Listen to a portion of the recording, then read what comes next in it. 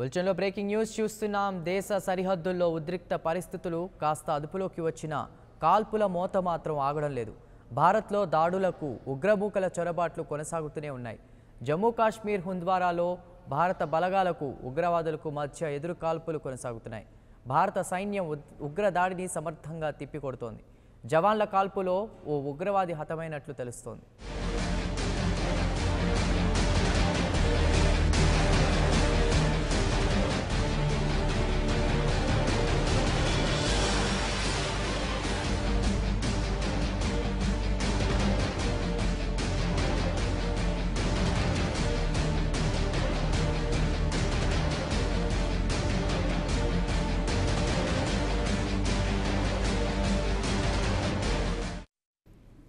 దేశ సరిహద్దుల్లో ఉద్రిక్త పరిస్థితులు కాస్త అదుపులోకి వచ్చిన కాల్పుల మోత మాత్రం ఆగడం లేదు.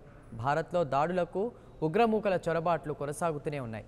జమ్మూ కాశ్మీర్ హంద్వారాలో భద్రతా బలగాలకు ఉగ్రవాదులకు మధ్య ఎదురు కాల్పులు కొనసాగుతున్నాయి. భారత సైన్యం ఉగ్రదాడిని సమర్థంగా తిప్పికొడుతోంది. జవాన్ల కాల్పుల్లో ఓ ఉగ్రవాది హతమైనట్లు తెలుస్తోంది.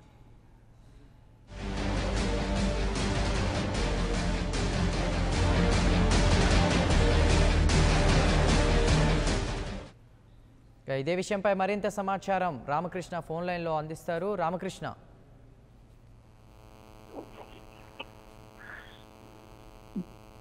కాశ్మీర్ సరిహద్దుల్లో ఇక మళ్ళీ కూడా కాల్పుల పర్వంకి తయారైతుంది. పాకిస్తాన్ నిబంధనలను ఉల్లంఘించి ఎల్ఓసి నిబంధనలు ఉల్లంఘించి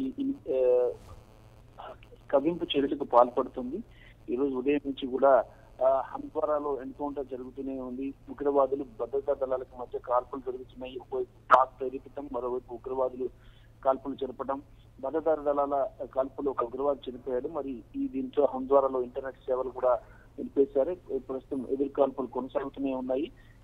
ఇంకా పరిస్థితిని ఇటు కేంద్రం ఎప్పటికప్పుడు వాచ్ చేస్తూనే ఉంది. ఉగ్రవాదులకు తగిన బుద్ధి చెప్పేందుకు అన్ని రకాల చర్యలు తీసుకోవాలని కూడా సైన్యానికి ఆదేశాలు జారీ చేసింది.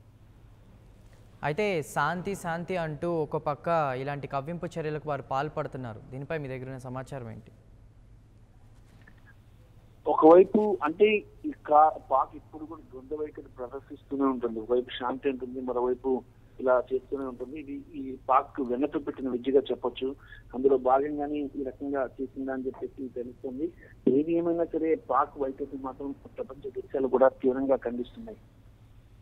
అయితే ఈ సరిహద్దుల్లో ఇట్లాగా కాల్పుల మోతకి కారణం, దీనికి సంబంధించి అధికారులు ఏమైనా వివరణ ఇచ్చారా?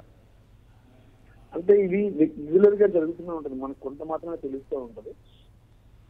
వాస్తవానికి కాల్పులు అయితే ఎప్పుడైతే ఐఏఎఫ్ ఇండియన్ ఎయిర్ ఫోర్స్ ఉగ్రవాదుల స్థావరాలపై దాడి జరుగుతుందో ఆ తర్వాత నుంచి ఇంకా ఎక్కువైంది. ఉగ్రవాదులు బాగా సాగిస్తున్నారు. ఎందుకంటే భారీగా నష్టాన్ని చోటు చేశారు ఉగ్రవాదులు. దాదాపు 300 మంది చనిపోయారు. దీన్ని తట్టుకోలేని ఉగ్రవాద సంస్థలు అనుక్షణం భారత్ మీద అవకాశం దొరికినప్పుడల్లా దాడి చేయడానికి ప్రయత్నం చేస్తున్నాయి. వర్గాలు కూడా ఇప్పటికే దీనికి సంబంధించి అన్ని రాష్ట్రాలకు కూడా ఆదేశాలు జారీ చేశాయి. మరి అయినప్పటికీ కూడా సరిహద్దులో మాత్రం ఈ పరిస్థితి కొనసాగుతూనే ఉంది. Right, thank you.